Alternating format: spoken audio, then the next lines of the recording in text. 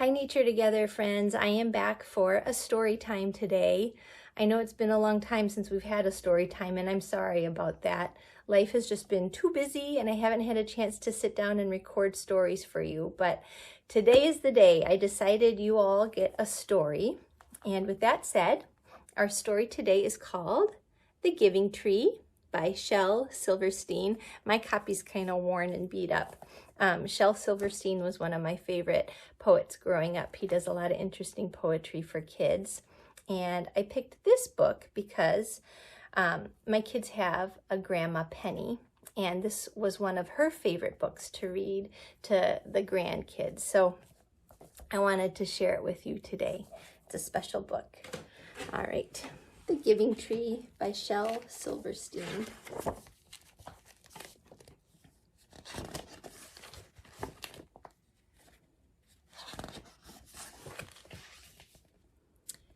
Once there was a tree.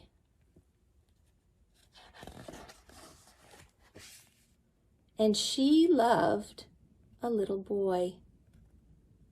Do you see him coming? And every day the boy would come.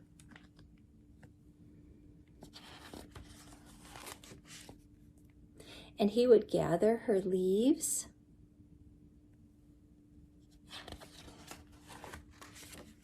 and make them into crowns and play king of the forest.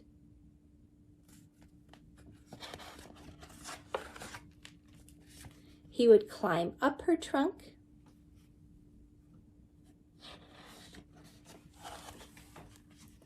and swing from her branches. Do you see his feet?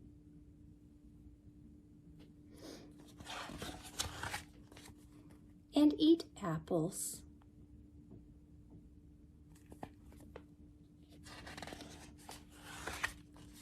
And they would play hide and go seek.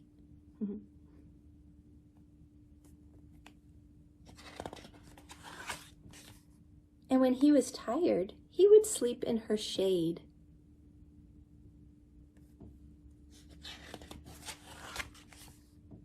And the boy loved the tree.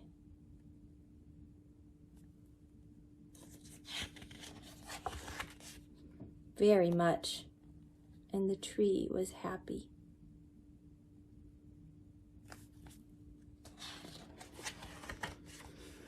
But time went by.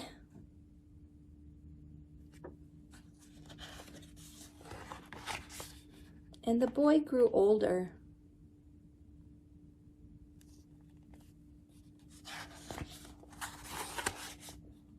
And the tree was often alone.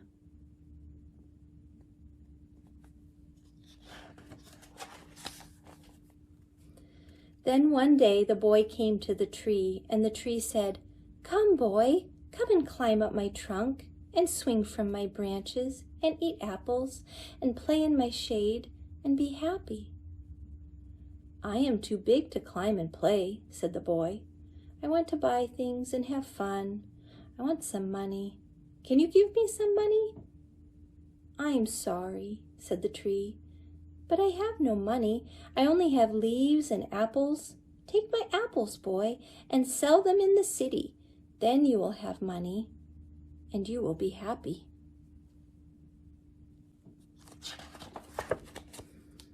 And so the boy climbed up the tree and gathered her apples and carried them away, and the tree was happy.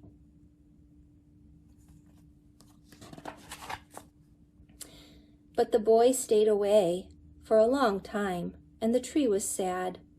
And then one day the boy came back, and the tree shook with joy, and she said, "Come, boy, climb up my trunk, and swing from my branches, and be happy." "I am too busy to climb trees," said the boy. "I want a house to keep me warm. I want a wife, and I want children. And so I need a house. Can you give me a house?" "I have no house," said the tree. "The forest is my house, but you may cut off my branches and build a house. Then you will be happy." And so the boy cut off her branches and carried them away, to build his house. And the tree was happy.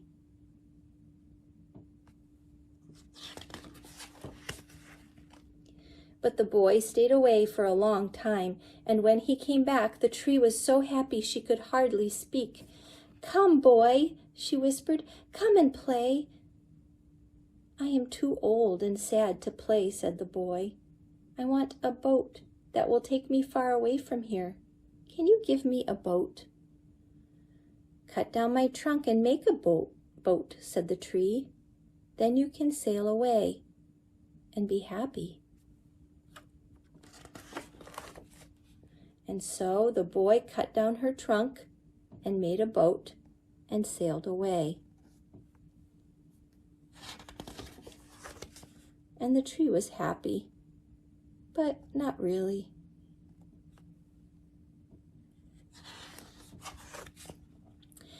After a long time, the boy came back again.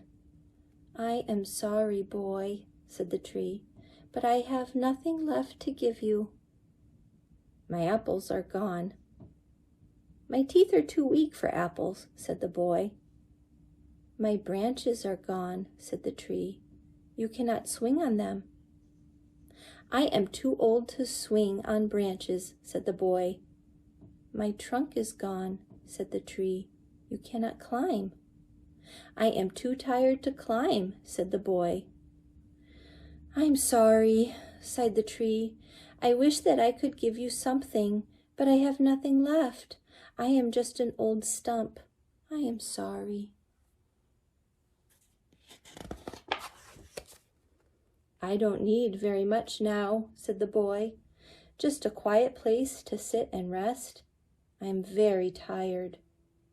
"Well," said the tree, straightening herself up as much as she could, "well, an old stump is good for sitting and resting. Come, boy, sit down and rest." And the boy did.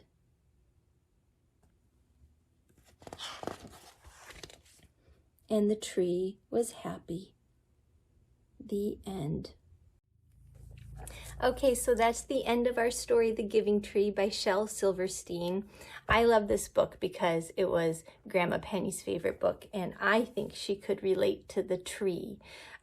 She would give all of her leaves, all of her apples, her branches, her trunk for her kids and grandkids. She would do anything to make sure that they were happy because it always made her happy to see them happy.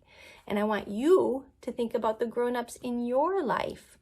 Who do you know makes you feel loved all the time and loves to see you happy? It could be mom, dad, grandma, grandpa, all of them, aunts, uncles. Think about them, and if you can, give them a big hug. And you know, it's not a nature together story time if I don't encourage you to go outside.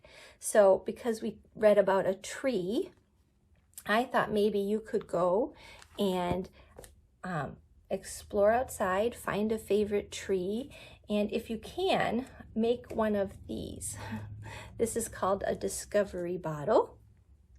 So I just took a plain old water bottle and I took the label off, and I found one of my favorite trees from our yard. It's some sort of pine tree, and I clipped off a little branch and I put it in here, and the water kind of magnifies it, and you can see all the needles and all the details of the branch.